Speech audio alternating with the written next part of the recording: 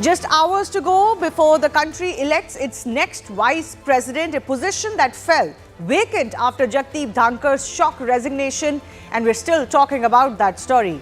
Numbers are in favor of NDA. The NDA seems to be in a rather comfortable position.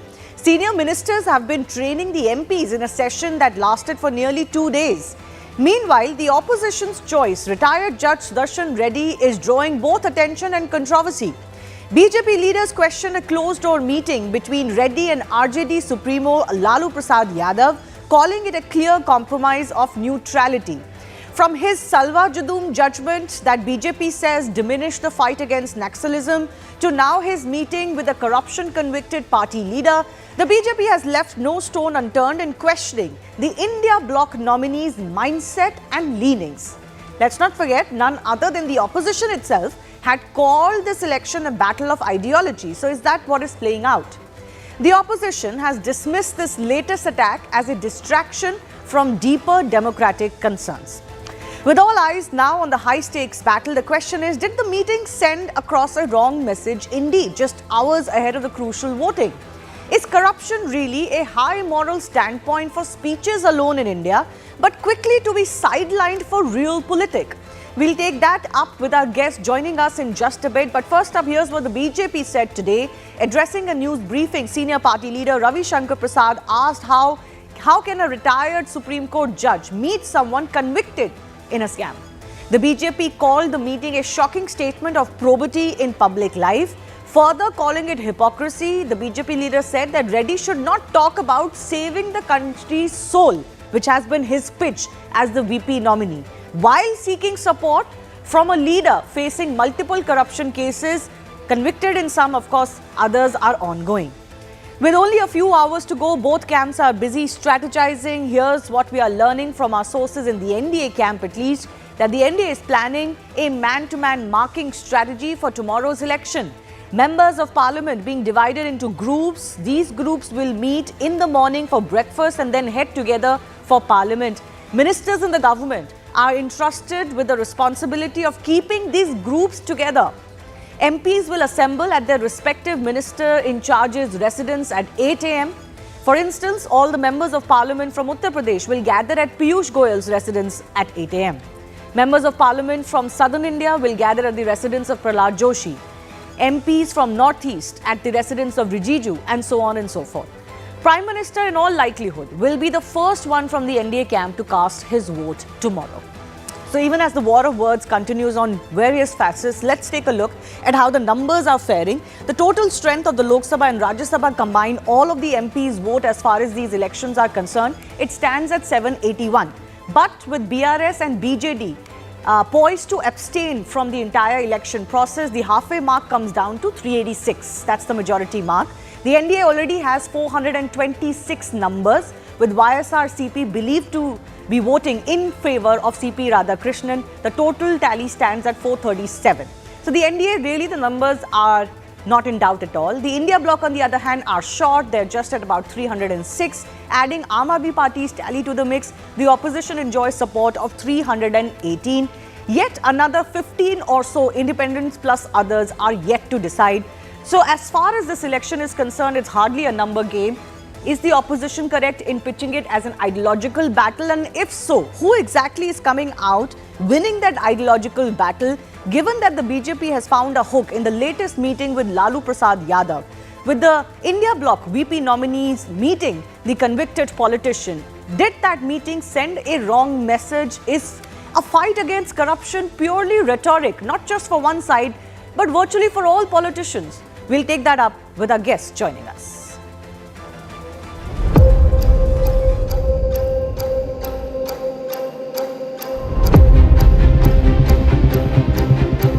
अभी उपराष्ट्रपति के चुनाव 2-3 दिन में आने वाले हैं और मैं आप सबसे दरखास्त करूंगा, अपने पार्टी के हित में नहीं लेकिन देश के हित में सोच समझकर आप मतदान करिए। All parties of India bloc have extended full support to Justice Sudarshan Reddy, and all MPs take note in the given situation in order to save the constitution.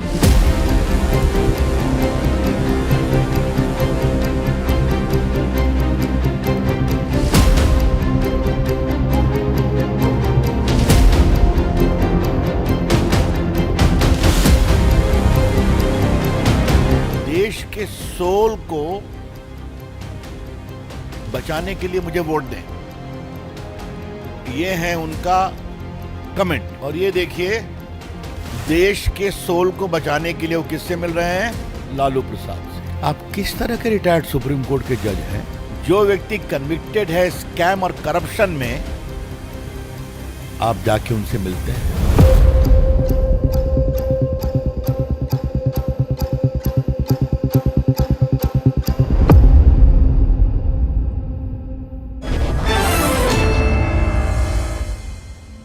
So on the eve of the VP elections, a fresh controversy hitting at least one of the nominees. Let's go across to our guest joining us, Rohan Gupta, spokesperson of the BJP, Sujata Paul from the Congress party with us, Shyam Kumar representing the RJD, and R. Rajagopalan, senior journalist, also with us. Before I go to the RJD, of course, his party chief's meeting with the VP candidate has come under question. I want to go across to Sujata Paul for the larger India bloc question. The BJP is saying you've pitched this as a battle of ideologies. You've pitched this for democracy in India. For saving the nation's soul. How does that align with the VP candidate meeting someone who's been convicted of corruption? You know, once Eugene Ionesco had said, ideologies separate us, dreams and anguish bring us together. And at this point of time, when the country is facing this kind of dictatorial regime, it is time for all of us to get together. So the BJP can go around saying anything they want because they do not believe in anybody. If you remember a few days back, they were attacking former Justice Mr. B. Sudarshan Reddy for his judgment. So that clearly shows that the BJP has never believed in the legal processes, and that is why when we say that the judicial processes are under attack today by the BJP, it is clear for all of us to see. Now today they have gone a step forward, but it doesn't really matter to us. Like I said, ideologies might separate a lot of us at different places, but this is the time to save the soul of the nation and to ensure that the constitution is saved, to ensure that democracy is maintained, not the kind of dictatorial democracy that exists in the BJP, which springs from Mr. Modi and ends at him. Because if you remember, yesterday itself, there have been a number of interviews of Mr. Rajiv Pratap Rudy. You've got to see them to believe them, to see what he is talking about, a particular favorite of the present regime. Now that clearly shows that the BJP itself is not together, and therefore it is time for everybody who believes in democracy and wants to save the nation to vote for Mr. B. Sudarshan Reddy, and I'm sure that we will see much more than the numbers that you have just shown. Okay, actually I am going to come to the numbers because there is a man-to-man marking by the NDA, but they had also suggested that their choice is such that is going to invite some cross-voting from the opposition side. The opposition, of course, is very confident in its own numbers. But I want to go across to RJD Shyam Kumar ji before I bring in Rohan Gupta as well. Lalu Prasad Yadav meeting the VP candidate, it seems to have marred the entire narrative or the build-up to the VP election because of Lalu Prasad Yadav's conviction in the past. In fact, it's a larger question that many are facing, including your party, that corruption can be no bar. You know, we all talk very highly about being anti-corruption, fighting against corruption. But when it matters to politics on the ground, Lalu Prasad Yadav is still as active as he can be. He cannot fight elections, but he's still ruling the roost. No, how come these questions are coming on the surface? That is really beyond understanding. Ravi Shankar Prasadji is a senior leader. I respect him. But the point is that he's the same person in the just, couple of years and almost decade earlier, when the petroleum prices were 2-digit, he was on the street. Now this is in the 3-digit, he's nowhere. So what kind of the statement passed by him, how much seriously needs to be taken? That is, I think there is no point, absolutely. This battle, this democratic battle and election is for larger perspective. What larger perspective? Shyamji, is corruption in democracy not a relevant issue? No, I tell you how democratic bodies are being undermined in the present regime, and you have seen the electoral rolls discrepancies.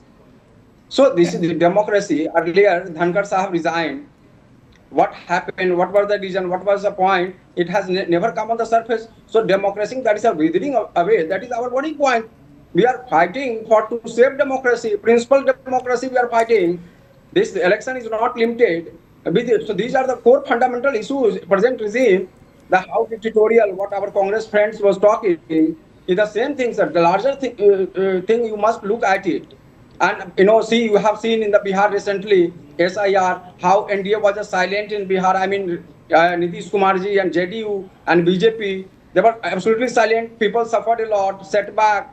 We were fighting in the honorable court on the ground as well. So you understand that our battle is more democratic for the people, according to the Okay. spirit of constitution. No, critics of the RJD and Lalu Raj will certainly not contend with the statement you're making about democracy and the public, because the legend and the legacy speaks for itself. The larger question here is that regardless of who says what, both sides are guilty of this. The NDA also had some examples, and of course the UPA or now the India bloc, where corruption is swept under the carpet because you have either coalition compulsions, quote unquote, or you want to win elections, and that's precisely what is playing out. It played out in Maharashtra when it came to the BJP and the NDA, and it's playing out in Bihar. So all lofty ideals about corruption and democracy that we talk about, they're all nicely, quietly presidential post. Is the larger question for the public to see. Democracy, constitution, freedom, fight against corruption, all are very nice words thrown by politicians, but very little are actually fighting against it. Rohan Gupta,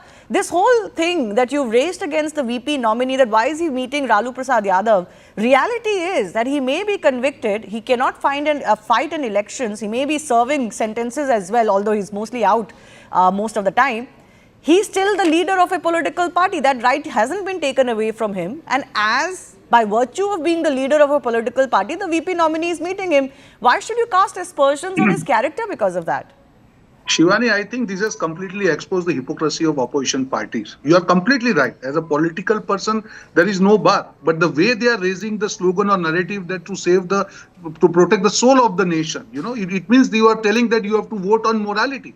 You are telling in number game, NDA is much ahead of UPA. Everybody knows that. When you are saying, you are passing the narrative that, okay, you please vote on morality, go out of your party's mandate. What message you are trying to tell? You are meeting a fodder scam convict, and this is the message you want to send for morality. So this is the hypocrisy. Either you tell that it's a political thing and we will abide by the coalition things, or you say that it is morality. But when you meet Mr. Lalu Prasad Yadav, you don't have any right to talk about morality, and your hypocrisy is completely exposed in front of the people of this country. That if you are following the number game, then you must concede the defeat. You say morality, meeting Lalu Yadav doesn't support your morality narrative. So whatever it is, if you are pitching on this narrative and meeting Lalu Yadav, I think it is going to go against, and you will see cross-voting from UPA to NDA in this election. Yes, Sujata Paul wants to come in very quickly. Yes.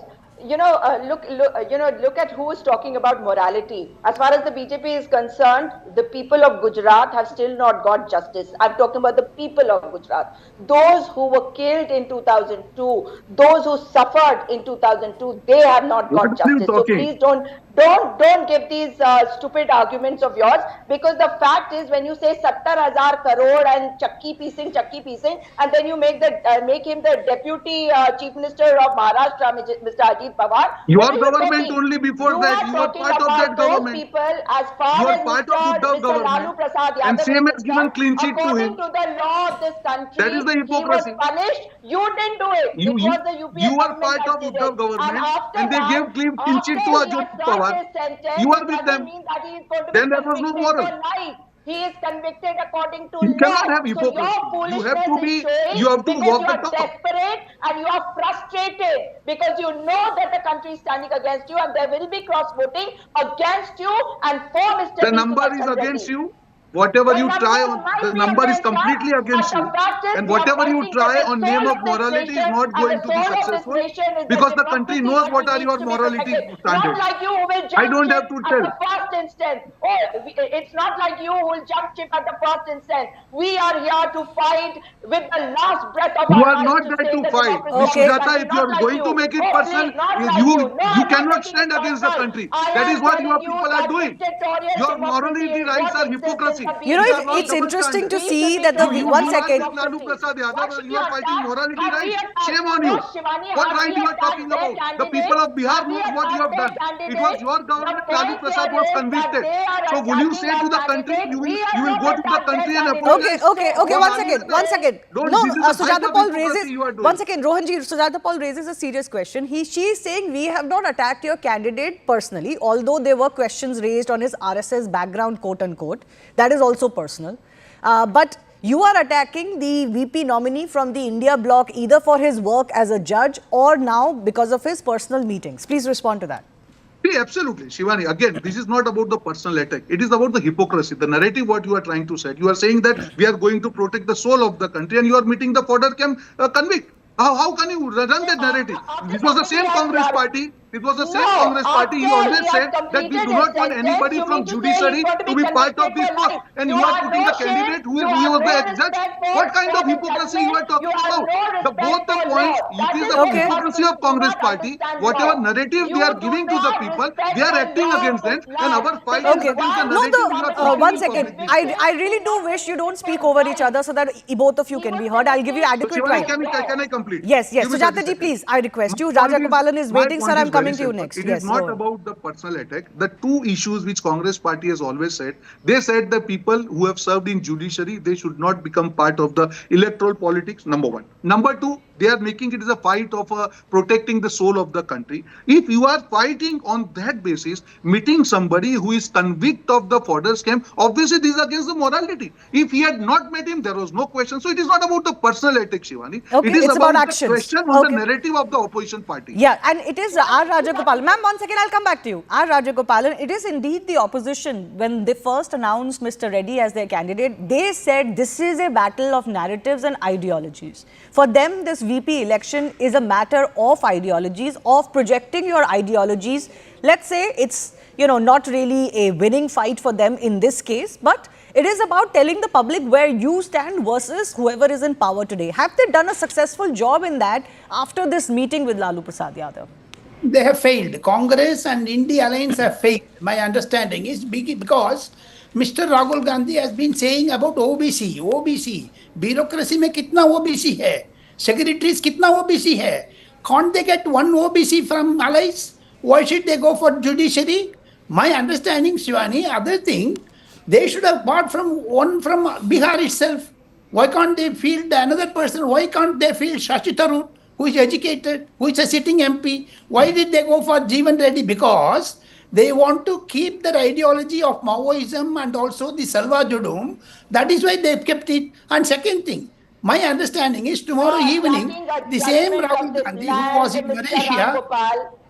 You are attacking the judgment passed by a I judge. did not. I did not intervene, madam. Don't come. You do not please. believe in the law of the land. Okay, one second. You Can I just are come in? Can I just come in? undermining One the second. judiciary. Madam, you have not given me chance. Why I should know, she- I'm coming back to you. I'm coming back to you. Sujata ji, I will appreciate. You've got your time. Please don't speak over other guests. Otherwise, I'll have to intervene. But when it comes to criticizing judgments, I don't think the Congress or the India bloc parties can also say that, oh, we've never questioned a judgment when we've not liked it. You've also questioned judgment. You've also questioned judges' leanings. You've also attributed motives, which is actual Ranjan contempt Gogoi. of court when you do Ranjan so Gogoi. against a judge. So let's not get there. I don't have time for that. But neither party can claim to be completely hands clean on this. Therefore, R. tomorrow they Rajagopalan. should not have. Tomorrow they should not say that vote chore is there because cross voting will be there, definitely there. Again, Rahul Gandhi will start to say vote chore because the members of parliament, it's a secret vote. Again, Mr. Rahul Gandhi will say, you wait and watch tomorrow evening. He will say, our candidate would have won, but it's a vote chori ho gaya hai. They will blame it on BJP. Now, No, I don't know if in this case he can do so. We'll wait and see. But on the numbers, do both sides claim they will see some cross voting in their favor? R. Rajagopalan, what is your understanding with two parties abstaining? The BRS, certainly their hand was forced despite the fact that they were initially not saying so. Now they're saying they're going to abstain as well with the BJD. Has the game become a little trickier? No, I don't think so. BJP and NDA has got a sizable number. As Prime Minister in the introduction meeting of CP Radhakrishnan said that he has been a sportsperson and hope he will not do politics because he was mentioning about someone You know that person who very well, and Prime Minister's vote will be carried forward. BJP candidate, NDA candidate will win thumbs up. The difference will be around 150, which is what I understand. Difference about 150. This was largely a battle of narratives that it was, and maybe the opposition was right when they contended to say so. So Shyam Kumar, in that battle of narratives, could the opposition have played it better? That's the question this evening, because I don't think the result is in question for anybody. Could the opposition have played this match, since we're using sports analogies, better? No, definitely we are on the ground with the confidence, and I hope that democracy will definitely win, I tell you. But one thing I would like to add, the BJP spokesperson was talking, what is his moral and his concern on commitment on the corruption charges. I would like to recently, you must have heard the CAG report in Bihar. What report has come, I request you, can you look at it? What kind of the liquor mafias with the close connection, the power corridor in Bihar, you must look at it. Secondly, that law and order situation. So you people, you are talking about morality. It is a really utter surprise for people at bottom. You people, what you have done, all the constitutional bodies, democratic institution, and you are talking about morality. Yeah, no, okay, fair question. I said very clearly, neither side can say that they can, they've held morality up. And BJP is also reminded of certain cases repeatedly, Ajit Pawar being a case in point, but there can be some others as well. Yeah, you don't have any moral courage to speak a single word. Okay, Rohan. Rohan, please. Shivani, this is another hypocrisy by RJD. In Bihar, if they feel so many issues are there, why they have to stick to issue of SIR? Because they know that any other issue they are trying to raise in Bihar, it is completely failing. And look who is talking. Somebody who has been famous for Jungle Raj, somebody who has been famous for corruption, somebody in whose tenure the deals were decided in the CM house.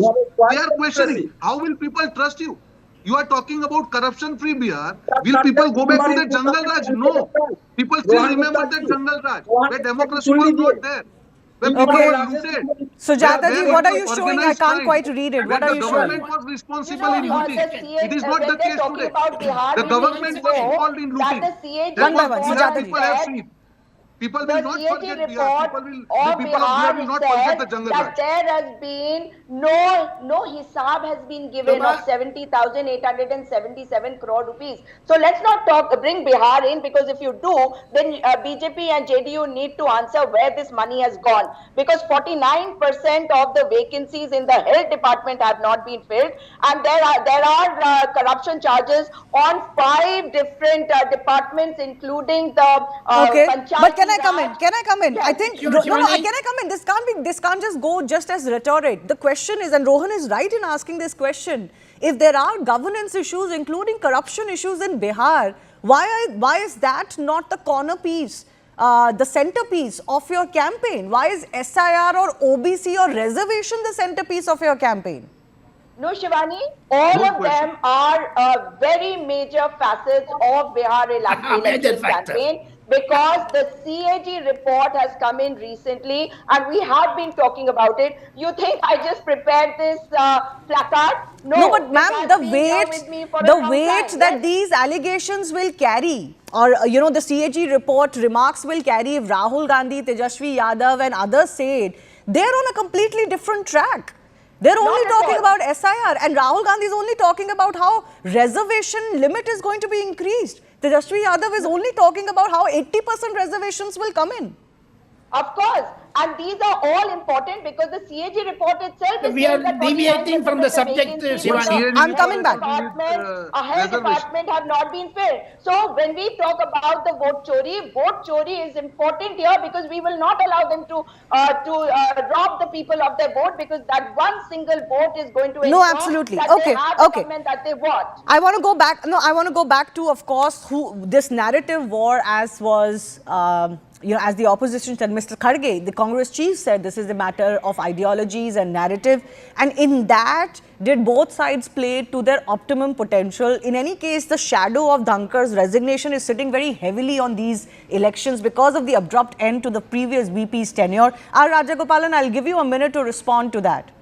The only one ideology about even RJD and Congress spokesperson have been saying, Shivani, Mr. T.N. Seshan, who was chief election commissioner, was fielded again in Gandhinagar. And second thing, as institutions are being corrupted by Congress also, why this RJD spokesperson should know that. And he contested against the President of India. Can you believe? Congress brought Naveen Chawla into the election commission and they speak about morality and they speak about everything. No, but Mr. Rajagopalan, the excuse can also not be that Congress did it when they were in power, right? BJP was voted as a party with a difference to do something different, right? The excuse cannot be so and so did it too. That is why they brought C.P. Radhakrishnan, not a Selva Judum judge. That is why they brought the RSS person. It is their ideology. They shown it to the world. It is our, because from the Red Fort, Prime Minister said, I'm RSS Swayam Sevak. They have the capacity and also to say that they are RSS. Why can't the RJD or Congress say that? Why can't the OBC candidate for vice presidentship? Okay, it's RSS versus quote-unquote left ideology. I wouldn't call it pro-Naxalism per se, and I think maybe to some extent it may be unfair to question a judgment given by some professional in their professional capacity as part of a bench. That Salvajudum judgment, I don't think can be seen as black and white completely, but here we go. These are the controversies erupting over the nominees. I'll give a final 30 seconds to all our political representatives. Yes, Sujata Paul, if you are talking about cross-voting, do you want to share with some confidence how many numbers you're expecting as votes? We need to wait and watch, and of course strategies are not discussed on television, but the fact is that we have not attacked the BJP candidate. Even though he was Maharashtra governor, he comes with an RSS background, and we are seeing what the RSS has unleashed on the country today. So I just hope and pray that the people and our parliamentarians listen to the voice of their souls to save the soul of this nation. Rohan Gupta, RSS versus left in a way. So Shivani, when officially Congress spokesperson says that you please go and cross-vote, if BJP had done this, our democracy would have been in threat, right? But I don't want to do that, right? I don't want to do that. The point here is, when you are raising the voice that, okay, you have to protect the soul of the nation, and you are meeting Lalu Prasad one day before, you are killing your campaign itself. That's the main point.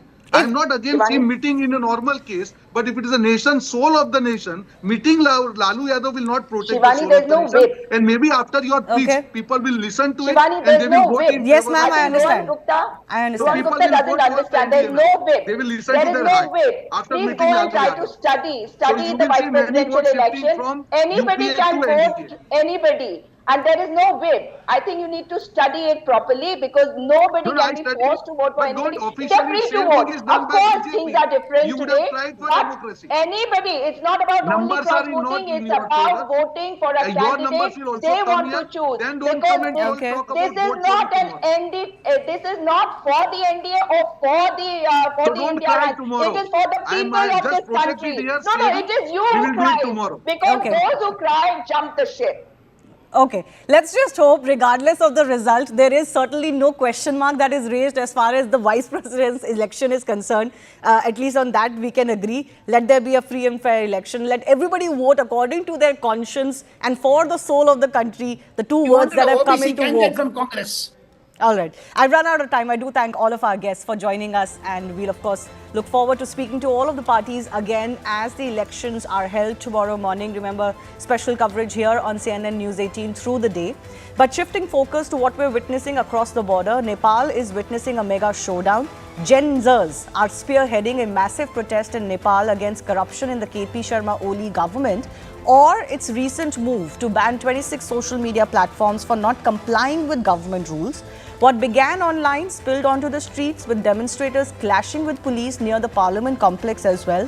Many breached restricted zones, breaking through barricades. As the clashes escalated, police opened fire at multiple locations, prompting authorities to impose a curfew. As many as 14, we are being told, have lost their lives in these agitations. More than 100 have suffered injuries. And because of that, we are learning that the KP Sharma Oli government may roll back the ban, quote unquote. But the regulations on social media in Nepal and the ones that were introduced in India a few years ago actually share several core similarities. Both the Indian IT rules of 2021 and Nepal's 2023 directive on social networks mandate that social media companies, particularly foreign ones, register with the government to operate legally. Nepal banned dozens of platforms that failed to meet this requirement. India and Nepal both require social media intermediaries to appoint nation-based compliance officers and grievance officers. And in fact, even in India, the regulation was justified, citing the need to protect national interest, security, sovereignty, and public order. Nepal has a history, though, of temporarily banning platforms and lifting the bans once the company complies with registration requirements. The question then arises is this: whether the government was wrong in asking what it did or not. In fact, in many countries, this question has now been asked because social media giants were seen as supranations, even contravening the law of the land. So is this a justified protest, or has this become more volatile because it led to a ban within a week of these sites that were not complying? Earlier in the day, though, I spoke to Nepal journalist Jitendra Jha on the volatile situation. Listen.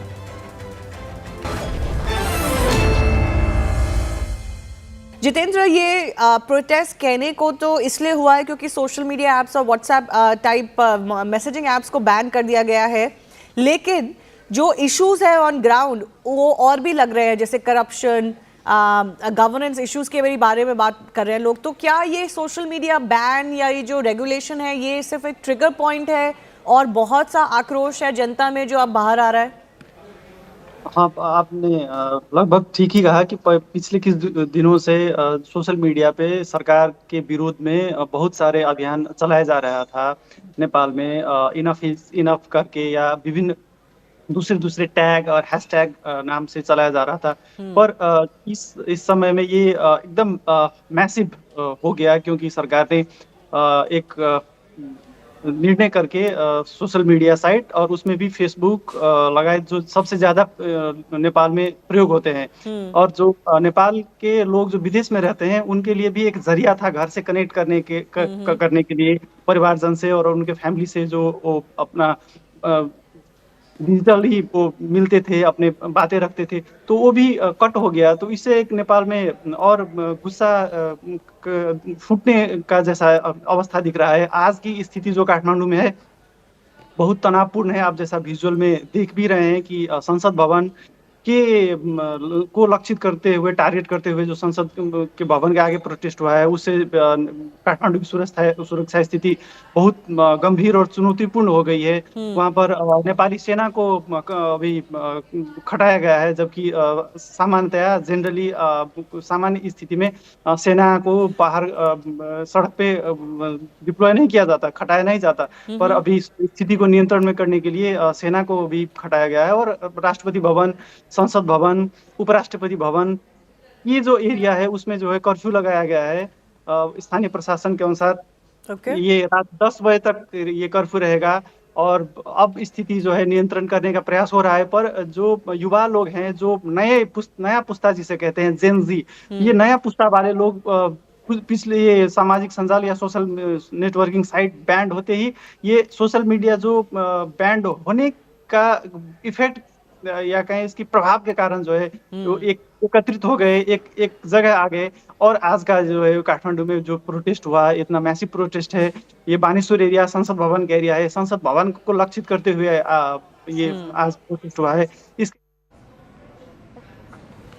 Moving on, amidst US crackdown on immigrants of all kinds and its tiff with India over tariffs and more, there are further changes to visa rules, including H-1B, that will affect Indians further. With these new changes, appointment demand has surged and wait times may stretch to several months, especially in high-volume cities like Delhi, Mumbai and Hyderabad. IT professionals and consulting firms relying on quick H-1B deployments are facing delays due to longer visa processing times. This could affect project timelines, client onboarding and travel schedules.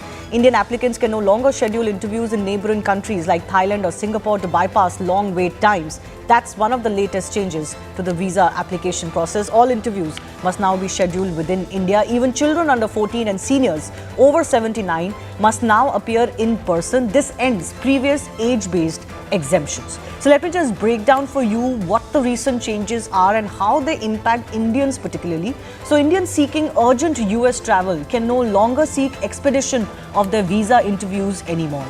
Indian nationals who have applied for visas overseas in other countries, in third countries, to bypass longer interview waitlists in India will no longer be able to secure faster B1 visas meant for businesses or B2 for tourists. Indian nationals are now required to submit their applications exclusively in India. Indian students are required to attend consular interviews without exception when there were some earlier. New measures also mandates that all applicants, including children under 14 and adults over 79, attend in-person interviews with a consular office, reversing previous flexibilities. Stricter vetting processes and revoking of visas for certain groups, including students, as part of its efforts to tighten border control are some of the changes that have come into effect. So how badly will Indians be affected? Is there a shade of tit for tat here as well? Because there's a lot of commentary on H-1B visas, particularly targeting Indian workers on US Twitter or X social media. Let's take that with our special guest joining us.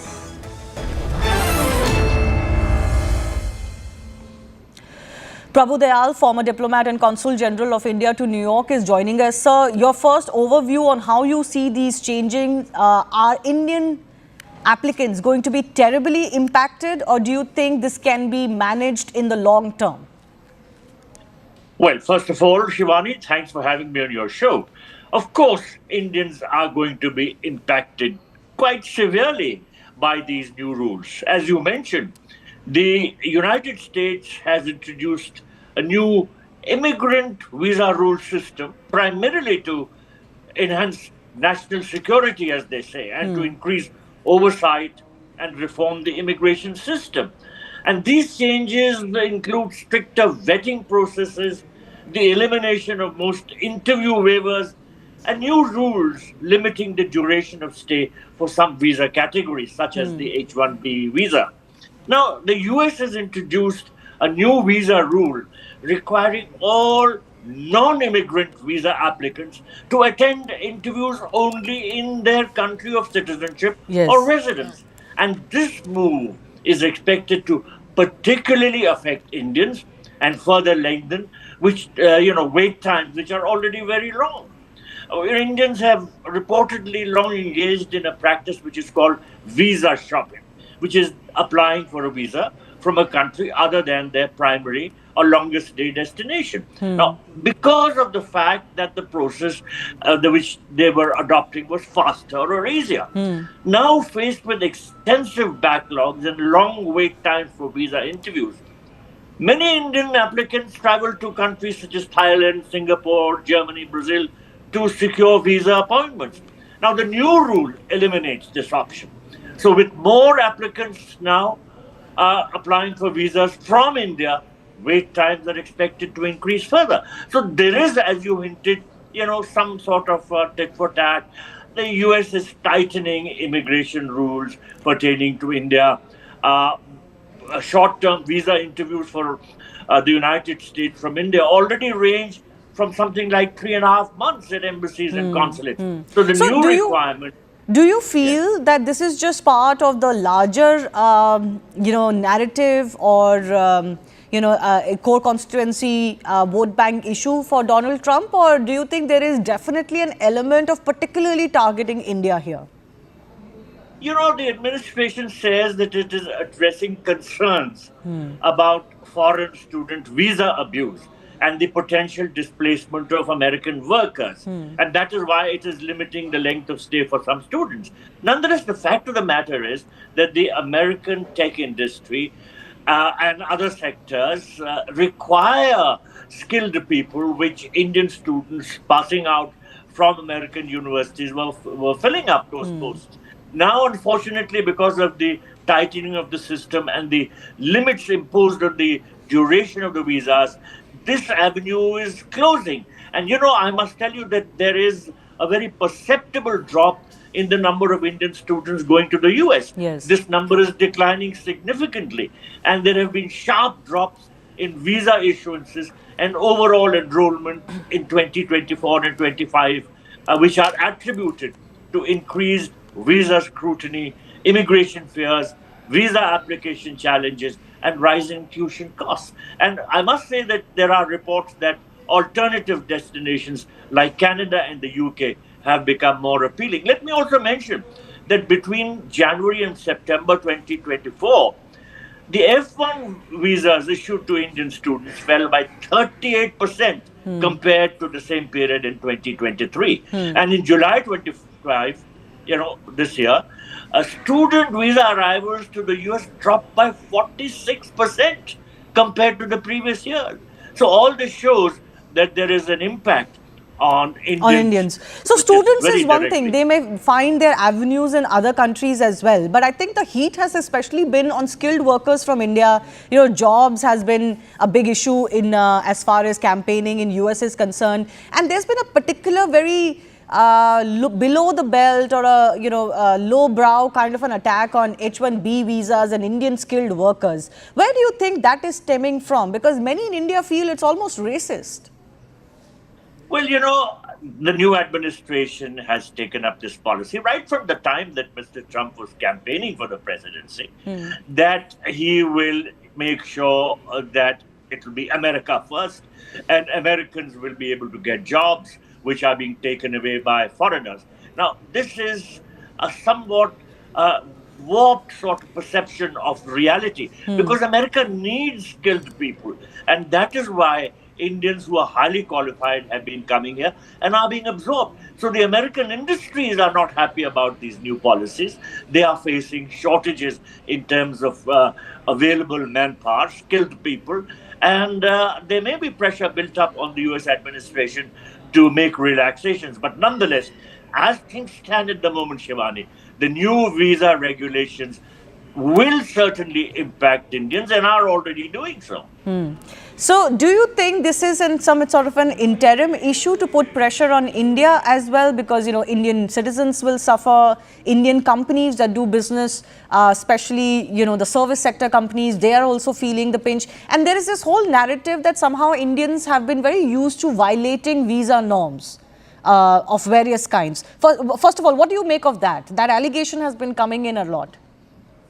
Well, that allegation has been coming, yes, of course, that Indians overstay their visa periods. Also, that they somehow try to keep getting extensions on their student visa programs and they work without proper authorization. But I have not come across substantial proof to in this particular context. However, under international law, every country has the right to decide its own visa policies. Sure. And for this reason, there is nothing that India can do as regards taking up the matter with the United States.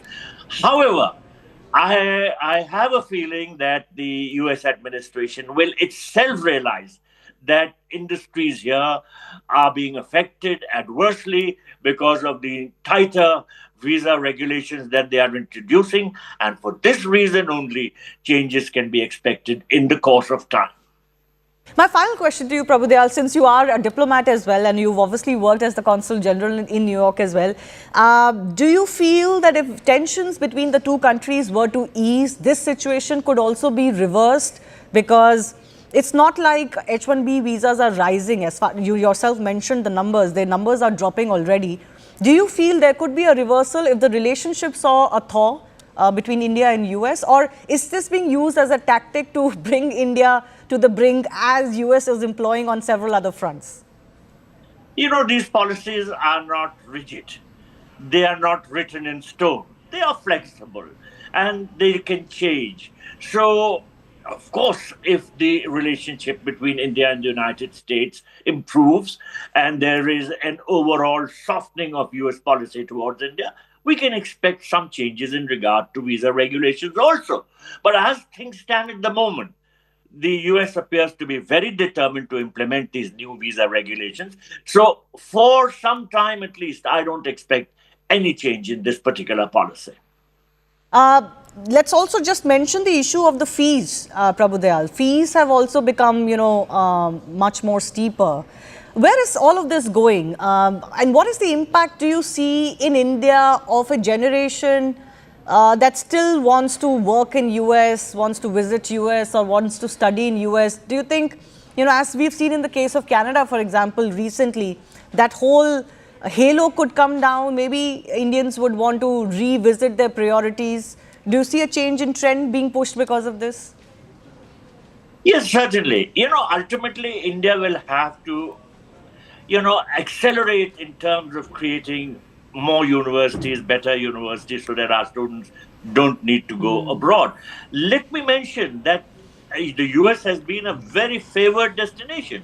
However, the number of active Indian students in the US showed a sharp dive from almost 350,000 July 2024 to just over 250,000 this year. So there has been a very marked reversal, and this indicates that the higher visa fees, stricter visa rules, all these are impacting Indian students who want to go and study in the United States. Of course, there are other destinations opening up. I understand that a lot of Indian students are heading to Germany, to UK, even to Canada. Now with the relationship with Canada showing a marked improvement, Canada as a destination will once again be very, very attractive for Indian students.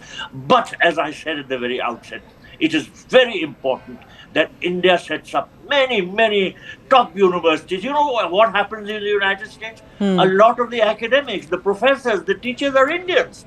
And they come here because they are given better salaries. The students, the largest foreign student population is Indian.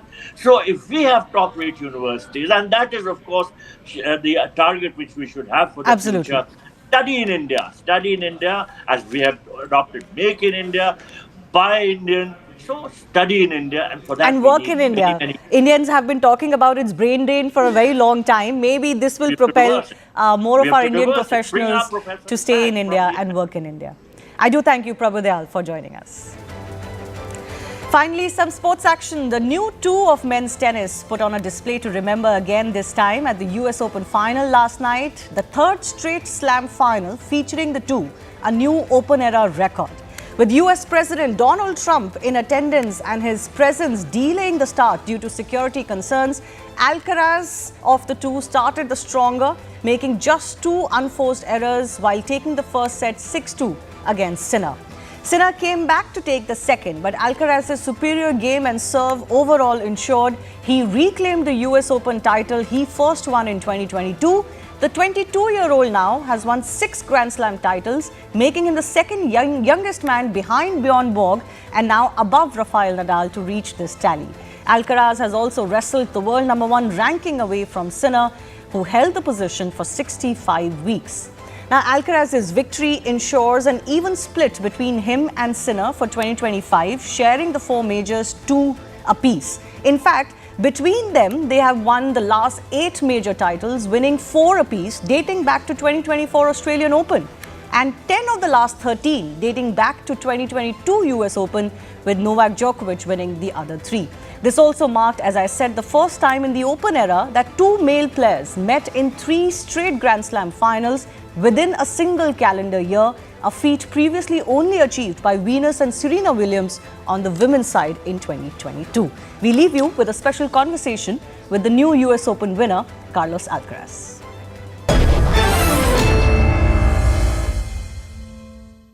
Carlos, congratulations. You only dropped 1 set on your way to your second U.S. Open title. Now the #1 ranked player in the world once again.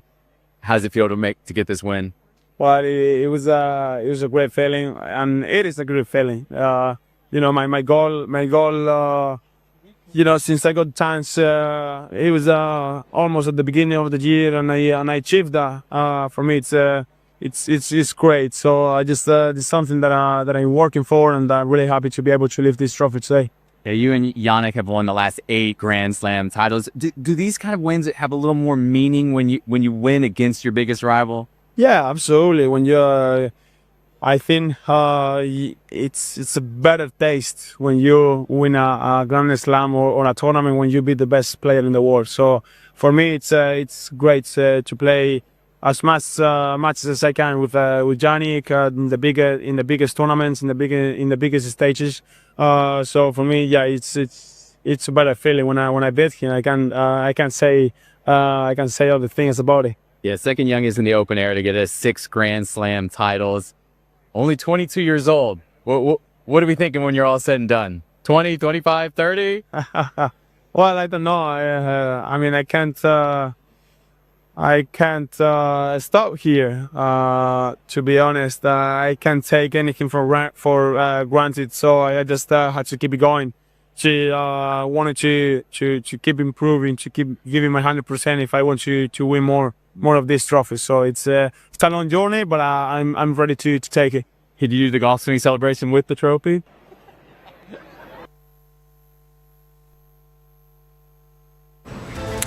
Well, now it's an open question exactly how many can he and maybe Sinner get. More than Novak, Rafa, Roger, who knows. But thanks for watching Plain Speak. We are joining you from CNN News 18 Primetime Studio, presented by Schneider Electric Smart Home Solutions.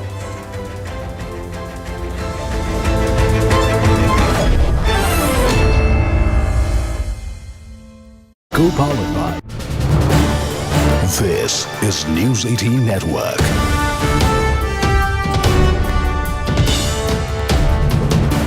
India's largest news network.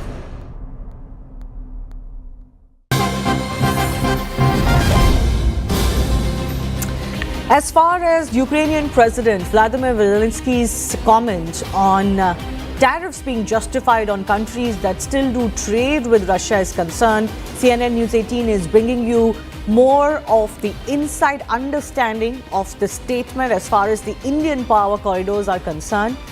India believes these are statements to push Western agenda to maintain pressure on its rivals.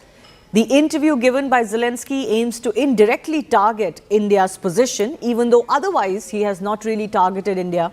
Top intelligence sources convey that the aim is to unsettle counterparts and test India's endurance. Similar tactics have been observed in past trade and strategic negotiations as well.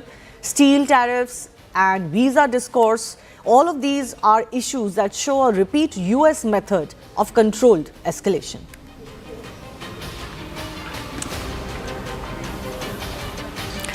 Let's break this down further for you. Yes, these are coming even as some thaw maybe is being seen by some as far as India-US relationship is concerned. But how does India see these latest comments made by Zelensky, who has been very friendly with Prime Minister Narendra Modi and overall with India despite the prolonging of this war in Ukraine? The aim, of course, is to unsettle counterparts, test India's endurance, as has been the case throughout the tariff negotiations. We know that similar tactics have been used not just in trade talks, but there are steel issues as well. There are H-1B visa discourse that all show that this is a tactic that Washington is employing currently against New Delhi. And these incidents are being seen as, say, non-substantive. Negotiators will, of course, take national interest in line as far as these multiple back-channel exchanges and discrete consultations are concerned. They're, of course, going to maintain the line that India has publicly taken, and India is hopeful these could act as a safety valve to break the deadlock without public escalation, which India hasn't opted for so far. The anti-India comments by Peter Navarro, Howard Lutnick, etc. cannot be dismissed as individual outbursts, of course, and same is the line as far as Zelensky is concerned. They're all comments that are in synergy with what the US negotiation tactics are, what is coming right from the White Office currently against India, aimed at applying calibrated psychological pressure as well.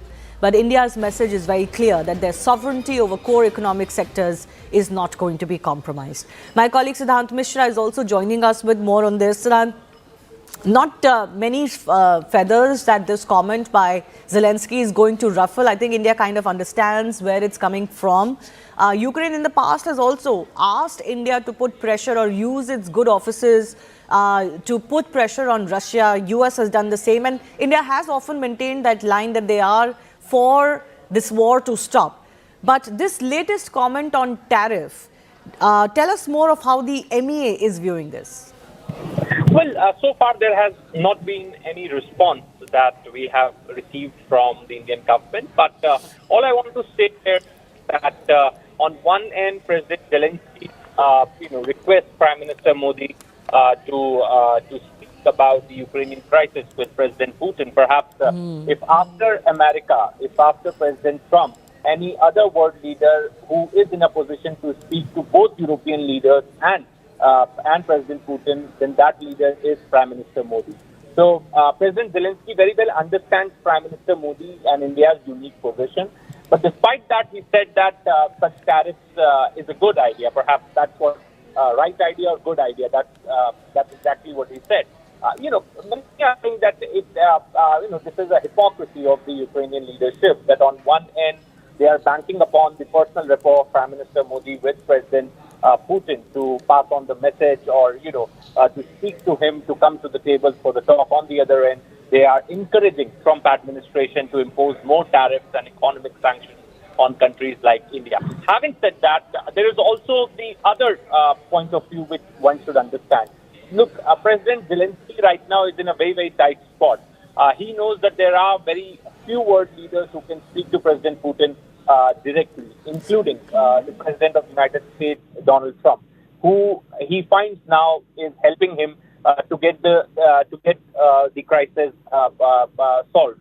So he can also not be he also does not want to the policies of the Trump administration or this tariff issue, because he does not want to be in the bad books of to be the view that why he said that it's a right idea or a right choice. But bringing for aim is counterparts and test India's endurance. Similar tactics were observed in past trade and strategic negotiations. Steel tariffs.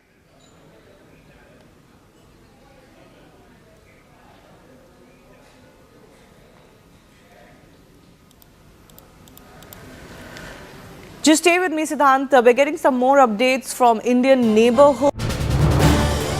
This is News 18 Network.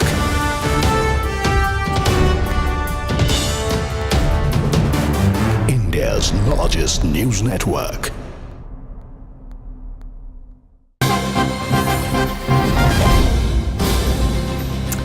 As far as Ukrainian President Vladimir Zelensky's comment on tariffs being justified on countries that still do trade with Russia is concerned, CNN News 18 is bringing you more of the inside understanding of the statement as far as the Indian power corridors are concerned. India believes these are statements to push Western agenda to maintain pressure on its rivals. The interview given by Zelensky aims to indirectly target India's position, even though otherwise he has not really targeted India. Top intelligence sources convey that the aim is to unsettle counterparts and test India's endurance. Similar tactics have been observed in past trade and strategic negotiations as well.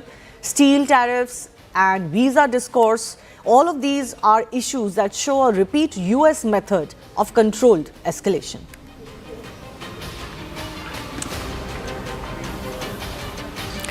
Let's break this down further for you. Yes, these are coming even as some thaw maybe is being seen by some as far as India-US relationship is concerned. But how does India see these latest comments made by Zelensky, who has been very friendly with Prime Minister Narendra Modi and overall with India despite the prolonging of this war in Ukraine? The aim, of course, is to unsettle counterparts, test India's endurance, as has been the case throughout the tariff negotiations. We know that similar tactics have been used not just in trade talks, but there are steel issues as well. There are H-1B visa discourse that all show that this is a tactic that Washington is employing currently against New Delhi. And these incidents are being seen as same. CNN News 18 Primetime Studio, presented by Schneider Electric Smart Home Solutions.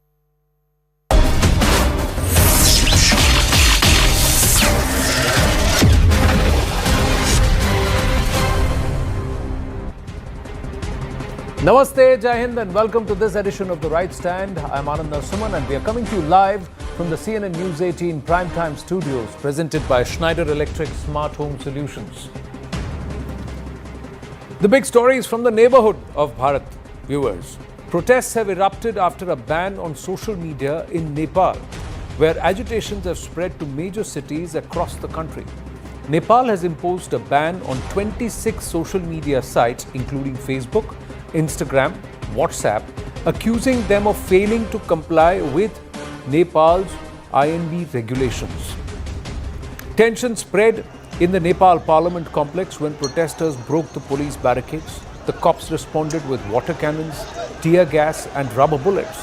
But further clashes also led to police opening fire, killing at least 9 people.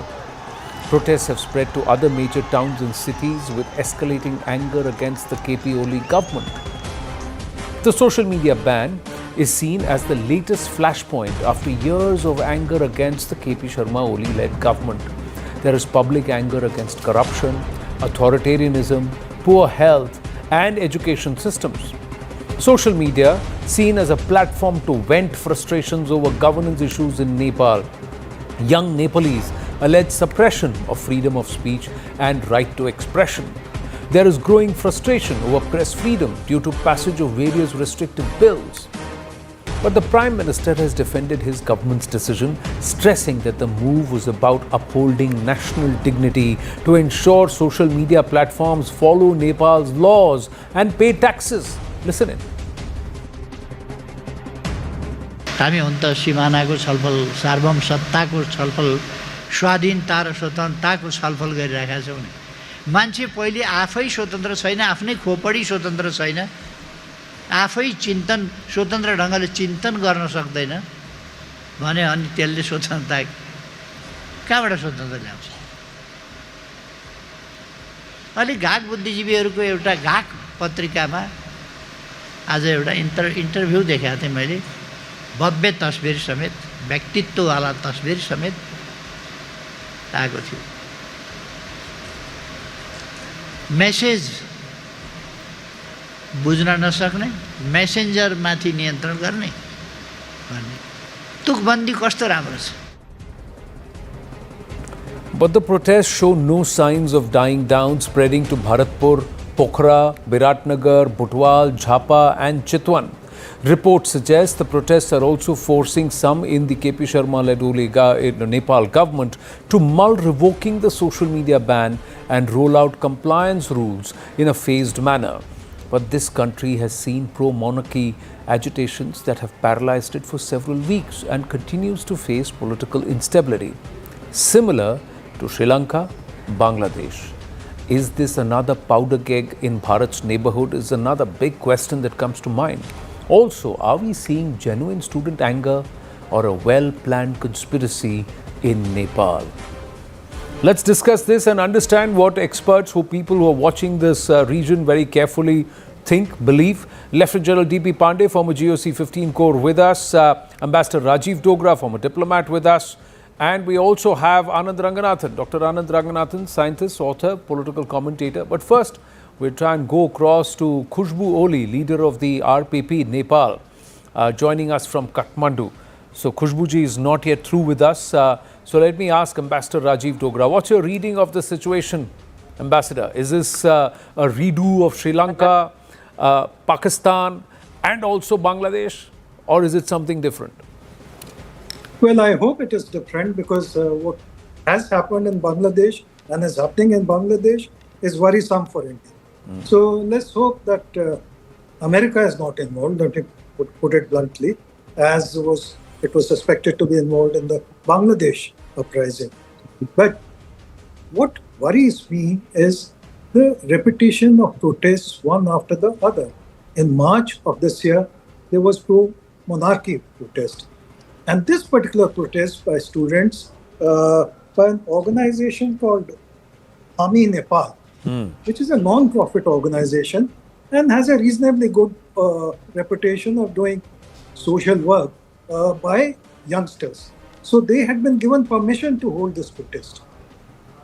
When the protest turned out to be much larger than authorities expected, then authorities went in and in a very, very ham-handed manner and started firing at the youth. Imagine firing directly at the youth, according to the reports that I have received, Yeah. and with the intention of killing them.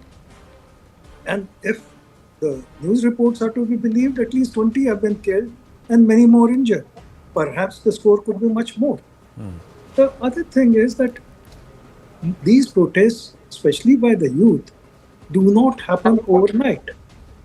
They are engineered and taken advantage of.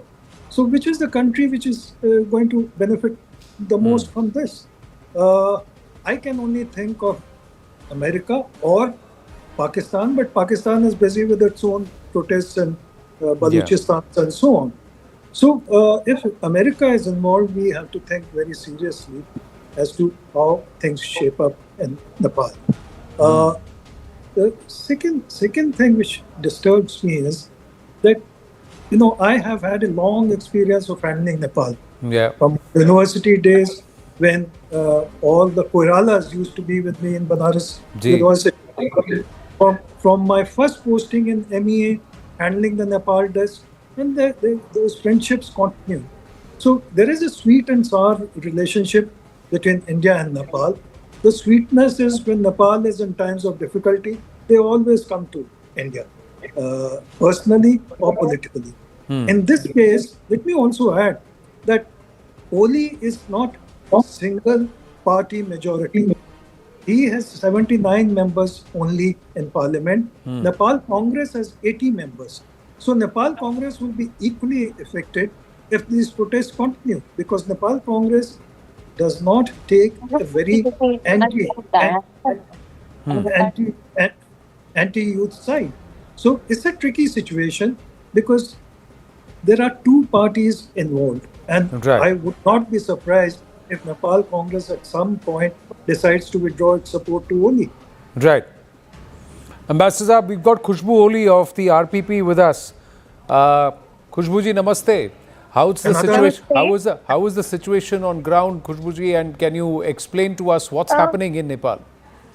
I'm at the hospital right now where the victims are being treated. The casualties are here. I'm at the hospital trauma center. The deaths have increased to 21, and there are children as young as 13, 14, 16, 18. So the situation is very, very highly disturbing, and people are still on the streets at many places. A lot of cities in Kathmandu have been under curfew, and it is a tragic situation because it's unbelievable. I don't know what escalated the situation so bad that the government chose to shoot at young children. We thought are all children, they made it absolutely clear that they were on the streets to protest against the social media ban and rampant corruption. They had publicly pledged to remain peaceful, not to engage in violence, and to respect public property. These young people were unarmed, yet the forces, the state, used so much excessive force against them. If you remember the demonstrations that happened against the monarch earlier, until the 6 days of the protest, there was no shooting order by the then monarch or the government. Right. But I don't know what happened. In 4 hours of time today, it escalated to such a high level, that the government actually gave order to shoot, and children have been shot in foreheads. Even my children were out there in the protest. We sent them because we wanted them to be their own voices. And for the first time of the youth, this generation of the youth had come out on the street, because generally this generation usually gives a statement like, we hate politics. Politics is a dirty game. But they chose to, chose to be with the public, and then planned this demonstration very peacefully. But unfortunate, some of our kids could not make it back home. It's very disturbing, highly disturbing, and still there are protests being held in many places, and police has even fired tear gases into the hospital, and it's a tragic situation. But how did it become violent? Because we're given to understand this Ami Nepal, this group, they had permission to hold the protests. Why did these students storm the Nepal parliament? Did the students escalate, or was it because of police action that they decided to storm and then also vandalize, and we can see evidences of arson also? See, you can't always take control of the forces, right? And demonstrations like this cannot be kept under control. But as far as my experience, for the past demonstrations that LPP led in earlier 6 months back, there was also, infiltrations by the government. There were police officers on top of the roofs, and they were firing tear gases, firing gunshots. So today also, we believe that it could be possible that there were infiltrators and vigilantes that were deployed to provoke the chaos, exposing, and making it look like a narrative that the kids were, the youths were chaotic. And, so I think it was administration's dictatorial intentions, and tragically, because of that, usually the Prime Minister, the Nepal government, especially this Prime Minister, has always avoided to listen to public grievances. So everything that has happened today is not just a single about the ban of the social media, right? It's not just that. The real reason behind the ban from this government was political. These leaders were fearing the political literacy and awareness that the social media was creating amongst the citizens, amongst the youths, amongst the elderly. So they wanted to control the negative, the narrative that was floating around, the corruptions that was being that was publicly shamed. So, they try to suppress any forms of criticisms or negative coverage about themselves. So, in short, if I say it was not about law or registration or anything, it was just about consolidating power, silencing the dissent, and but in that restricting case, the people's right to information. So before I bring in our other panelists also, Khushbuji, I request you to stay on with us. I just have one more question with you. If it was really social media ban and that the government orchestrated it, how is it that TikTok is working? Some of the platforms have registered. TikTok is working. One of the platforms have registered. So is it purely that, or is it that there were social media firms who were upset that the government is trying to regulate them, and then they are backing these kind of violence on the street? Is there any merit to such an argument? See, TikTok was banned earlier when Prachandaji was the Prime Minister. Under his government, TikTok was banned. And when TikTok came for registration, then the ban was lifted. So it's not that TikTok was given a special exemption this time. It's not that. But it is, the government did not understand that when the social media bill is in the parliament and it's under the review, it's under the review, what was the need to suddenly ban it without prior notice to the public? Because, if you see, social media is not just an entertainment in Nepal anymore. It is a vital source of income for many youngsters, many people who have earlier been unemployed, and professional work for lots of them are being generated from social media itself. So the government's ban had also disrupted the communication between the Nepali people living outside of Nepal. And, they were not being able to connect to their families back here. So the frustration was building. And 2 days back, there was an incident where one of the ministers had hit a child in the street and he ran away. So it was a hit and run case. And the Prime Minister later gave a statement saying that nothing was wrong there. The child was just slightly hit by the minister's car, and you just should not politicize this. So I think these are incidents reflect what kind of a prime minister he is, how unempathetic he is towards the public, towards the young children. Because, your girl as young as 12-year-old was hit, and, the minister had left the spot without even stopping the vehicle for 1 second, and the Prime Minister giving such a statement, had really got the public furious. So I think it's not just about social media ban. It's majorly about corruption, lack of opportunities, And Right. the You're condition saying, of so the somewhere you're country. saying it was all simmering for a while along with the pro-monarchy protests. It's been simmering and been on the boil for a while. And perhaps the Yes. social media ban was a tipping point. Would you please stay on with us? You're still on the frame. You're live on television. General Pandey is with us. Dr. Anand Ranganathan is with us. And Ambassador Rajiv Dogra also with us. So we'll bring in their opinions in. General Pandey and then Dr. Ranganathan. Yes, General Pandey. Yeah, so I will not like to simplistically put it that this is about politics, internal politics, and everything. Firstly, as already brought up by Ambassador, that the pro-monarchy protests were on, and actually nothing happened. Why suddenly 2021 kids have been killed, all teenagers? There are a couple of pointers here which we need to see actually, and then connect to the geopolitical environment today. One is this entire springing of across Nepal, the entire youth when they come out to the street together. That means there is some sort of a calibration which is happening behind the scenes, right? Okay. Second is today Nepal is on three poles, I will rather say. One is the democratic system, second is communist control, and the third is an aspiration to go back to monarchy. Right.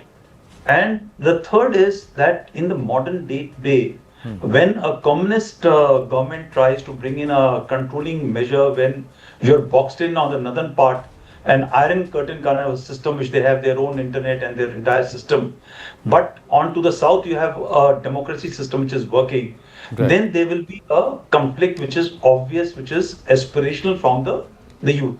So I think this aspirations of the youth has been incited, has been exploited. Now when you look at it, TikTok is Chinese owned. Rest everything which is Facebook, Instagram, Reddit, Signal, all these things have been banned are actually Western oriented, right? So straight away there is a conflict here. Now the start point which came about, or the Ambassador Dogra ji has just simply said, where does it affect, whom does it affect, who can control and leverage this visit, right? Now let's go to the larger challenge. What has happened? How it started in Bangladesh, right? Suddenly overnight, everything boiled over against Hasina government.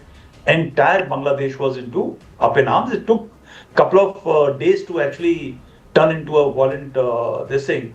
But the fact of the matter is, it sprung all over the country. Right. Sri Lanka, flash to the point, it came to a boil. Why is it this suddenly the region here, the Indian subcontinent region, is seeing so much of an unrest and interest? Who is contesting for space?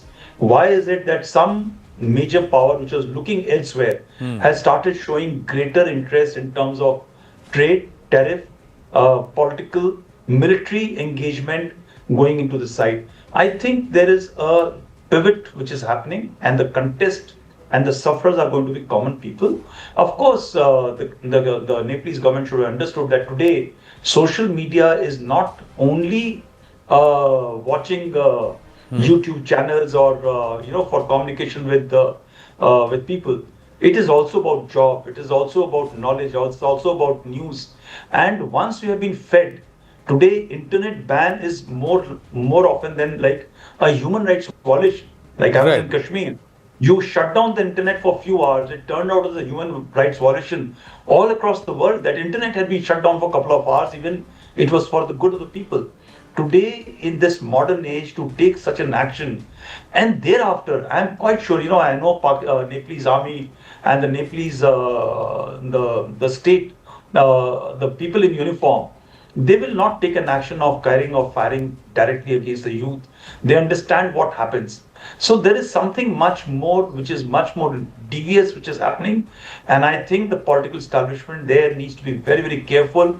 In case the Western eyes set their course on Nepal, they'll be doomed forever, right? They have to control this. Eventually, after hinting at it right through your deposition towards the end, the last line you used the word Western influence. So we know where it is, who wanted an airbase and an island, the Saint Martin Islands. It all started there with Bangladesh, the Hambantota port, the Chinese influence, and who wanted to negate that in Sri Lanka. And of course, Imran Khan's tirade against America sees him incarcerated. So Now, it all. you just had one quick line. See what is happening in Balochistan. Yeah. All these trouble spots are denying space to one country, and which is that it's not India, right? Yeah, right. It is somebody else. Correct. It is somebody else, and their deep state is operating via their intelligence wing, etc., who are there. But the influence of social media also. There is talk that even defense enterprises today, which are incorporated in the US, the state government itself is saying that we want to be stakeholders. So somewhere the state control and the influence of the state, even on tech, is it possible, Dr. Ranganathan? And can tech orchestrate regime changes? Now, how dangerous does that become for a nation like India if all of this is happening all around us? Right or wrong, I'm not getting into it, but I'm just saying the sphere of influence. Yes. No, absolutely. And the answer to both your questions is yes, but good evening to you and to my fellow panelists. At the beginning, let me say that I have a very few axioms in my life that I adhere to, and two of them are the following: that I am completely always against communists and their authoritarian regimes. So my sympathy goes to Miss Oli, who's a wonderful panelist out here, and I sympathize with her opposition to the communist authoritarian regimes of Nepal. You would be hard pressed to wonder if this is actually Kerala, because if you look at all communist regimes, in fact, in Kerala, hundreds of people were booked for their posts criticizing Pinarayi Vijayan. In fact, the Kerala government was about to bring in section 118 of the new Police Act, whereby they would regulate social media. So this is passe, this is kosher for communist regimes. They want to control right from Lenin onwards, and this is Mr. Oli is part of a Communist Party of Nepal, Marxist fused with Leninist, whatever that means. But let's deal with facts out here. And the facts are that the ban has been imposed following a Supreme Court of Nepal order, which said that the social media companies have to comply with the Nepalese regulations. Now, as it happens, I am a free speech absolutist. I am against all regulations. I am for social media companies following the national laws. But here, the regulations that were proposed by the Nepalese governments were almost identical to Indian regulations that have also been told to the social media companies operating in India to comply. Now, many of them have not complied. For example, user traceability. WhatsApp refuses to comply and the matter is in the Indian courts. But some have complied on, for example, having a compliance officer, having a grievance officer. So these regulations were identical in the case of Nepal, and they were ratified by the Supreme Court. And the Supreme Court said that if the social media companies don't follow it, action should be taken. So the government has taken action. Now, Miss Oli, who's out here, let her say that she is against the Supreme Court order. Is she against the Supreme Court order?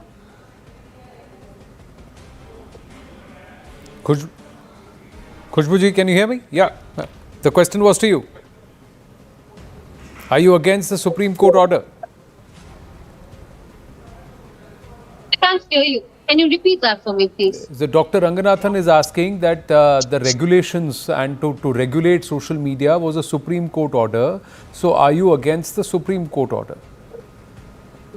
The clarity of the Supreme Court order is yet not completely fair, because जो व्याख्या इन लोगों ने supreme court का order का दिया हुआ है ये ठीक नहीं है. And I'm not saying that it's wrong to get the government to register, to get these companies to register here, or get them to ये जो सूचीकरण की बात बोल रहे हैं, I'm not against that. I'm saying that has to be happened. But when these movement escalated, when the public showed their grievances against this, the government should have been sensible. Before this situation had escalated, they should have come into table talks, or we should have talked about this earlier beforehand. This happened, and does the Supreme Court order actually state that way? It's not. जो व्याख्या वहाँ पे है वो बिल्कुल जो अभी I'm at the trauma center, I'm at the hospital. I cannot really clearly hear all your arguments because I'm here where the casualties are. I'm sitting in the hospital. Right. We'll try and get her back. Viewers, we'll try and get her back. Please work with us here. She is sitting inside near the trauma center inside the hospital where she's saying 21 kids, largely youngsters, have been shot. Some of them point blank on their foreheads, 13-year-old, 16-year-old, 18-year-olds amongst the casualty list. That is unfortunate and it's hurtful to the nation. Yes, Dr. Ranganathan, please complete, and then Ambassador Rajiv Tugla. Yeah. As I said, my sympathies entirely lie with Miss Oli, and of course what has happened is very tragic, but I just stated the facts out here. Yeah. The Supreme Court ruling was there, and can I also say that as is the norm of the communists, the Prime Minister, Mr. Oli, was muddying the waters by saying that don't you want the social media companies to pay tax? They already are paying taxes. They are. Like in India, the social media companies in Nepal are paying taxes. So this was just to have those regulations that are already present in India that many social media companies are defying right now. The case, as I said, with WhatsApp is in court. It's being fought in court. Now tomorrow, the government can say that, look, WhatsApp is not complying. We're going to ban WhatsApp. I don't know whether it's going to be a Supreme Court order that allows the government to ban WhatsApp, but if you don't comply with an order, and the order is ratified by the Supreme Court, I'm afraid it's not really government's fault. Yeah, but the other thing is that one has to appreciate this kind of a turnout across multiple cities cannot come just because social media is banned. Yeah, it's not banned indefinitely. It's only 1 day or 2 days that it's been banned. Had it been banned for a month, 2 months, and then it would have really affected livelihoods, as people are saying, or connectivity, as people are saying, then there was some merit. But there is some merit, Ambassador Rajiv Dogra, and what General Pandey is pointing out too, that this has to be organized. It cannot be organic. It was not organic in Bangladesh. It was not organic in Sri Lanka, and we learned that post facto. It was not organic in Islamabad or Pakistan either. Exactly. In fact, General Pandey very rightly mentioned that this seems to be a South Asia phenomenon, which should concern us in the sense that we should at least watch it closely and carefully. Second thing is, as you said, the suddenness of the entire movement. Yes. Because in Bangladesh, it was building up over time. In Sri Lanka, it was building up over time till it reached a crescendo. In Kathmandu, it was with the permission, as I've already said, of the government that these students under NGO took out their procession. It just turned out to be very large. But the ban was only a part of their grudge. The larger grudges were the lifestyle of the ministerial kids, the lifestyle of corruption that some ministers are indulging in. The other thing is unemployment. Nepal is suffering from unemployment, and more than 50% of its population is youth under the age of 30. So these resentments were multiplying. The action of the government meant that their anger is now coming up, not just in Kathmandu, but also in cities like Biratnagar, Pokhran, and so on, which is very worrying. And the additional factor is Nepali Congress reaction, because it is the major party in this coalition. Right. It is not Oli's Communist Party, which is the major party. They are 1 vote short of Nepali Congress's 80 votes. Right. So it is a tricky situation. I mean, it'll be hard to speculate whether tomorrow will be a repeat of the same, or will the movement die down. Even if it dies down, the resentment is not going to die down. Correct. But General Pandey, is something like this, can it be orchestrated in Bharat, or can there be an attempt to do something similar here? No, it has already been orchestrated a couple of times. I think I will not start naming because you and your channel will start getting quite a hate this thing. But you know exactly, for nearly about year and a half, funds came from across. It was well calibrated. People moved all around Delhi. Number of incidents happened. Even now, if you look at it, in last about 10 years, there are very prominent spots when things have been instigated. But somewhere I think this government, I don't know how they have controlled. Any other government would have actually got number of people killed, but they did not open fire or used harsh measures to control these things, which, that was at cost of a lot of financial losses, economic losses. And everybody knew the funding was from abroad. Similar actions very harsh actions were being taken in those other countries against similar agitations, were being hailed as taking correct law and order management or law and order situation. But in India, the government allowed it to go for more than a year and thereafter. Similarly, you look at these instances of the fractures and the exploitation of fault lines which is being brought about. The tech part which you have said is the most dangerous. While we must continue to support social media, open, freedom to voice your thing. But today, when you open your social media, you realize that the way calibration of shaping of mind and division and widening of the fault lines is taking place. Does it happen that a statement which is made by one particular person about during a briefing suddenly goes out in the same manner even without correcting the language? That toolkit is followed through. When Hindenburg's statement comes out at 12 o'clock in the night, within half a minute, 200 pages worth of a report is read, and people, including the top leadership or spokesperson and people who are handling the Twitter handles now, are actually posting everything out. So there is a system, there is a method in this orchestration, exploitation of technology which is available. In fact, I today has started having to believe that is technology bane or boon for countries like Nepal and our country, because such challenge is not emerging into these countries like the Western countries or the country like China or the more authoritarian regimes, because they have a very, very strict control on what content flows out to whom. Right.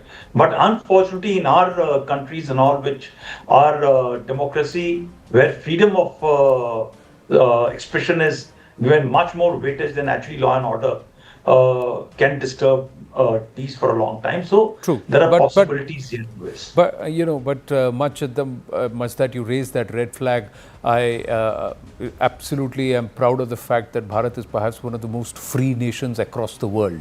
As a democracy, freer than many other those who claim to be democratic, far more as a the freedom that to express, to consume, to peruse, and to also opine. But more importantly, I think the concern factors nations like China, nations like Korea, nations like Russia, America have their own individual platforms. They have platforms which are homegrown, homebred, and then they're spread all across. Bharat doesn't have that. Bharat has to rely on tech from China, big tech from China, or big tech from the US, or big tech from Russia or Israel, not big tech for these platforms for engagement, for communication, for generation of revenue, etc., and connectivity. All of that. So that's a concern.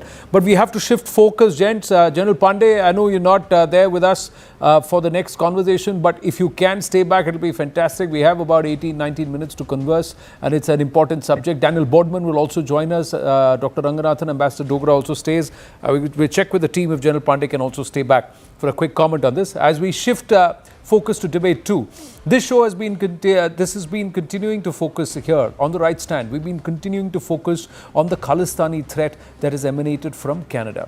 How partisan politics has fueled this appeasement drive in the country that has given space to this separatist ideology. Now, this ideology has threatened Bharat and targeted our diplomatic assets. Not just that, the pandering to Khalistani elements led to a major nosedive in diplomatic ties, which have now been reset with the exit of Justin Trudeau. And more importantly, the NDP, that is the ally, Jagmeet Singh, who were literally routed in the elections recently. The entry of Mark Carney and rebooting of ties with Bharat has seemingly given a wake-up call to the Canadian administration, and they are admitting it. Here's news coming in, viewers. CNN News 18 has accessed Canada's Escalating Terrorism and Organized Crime Convergence Threat Assessment Report for 2025. And here are some of the key takeaways from this 126-page report. Now, this report talks of simultaneous threats from ideologically, politically, and religiously motivated extremism. Then, it also speaks about most attacks in the last decade were low sophistication assaults by self-funded lone extremists. Thirdly, it says transnational criminal cartels, now designated as terrorist entities, are increasing. It's on the way up. Then extremist groups use a mix of donations, merchandise sales, drug trafficking, and cryptocurrency. Canadian origin funds going into Hezbollah,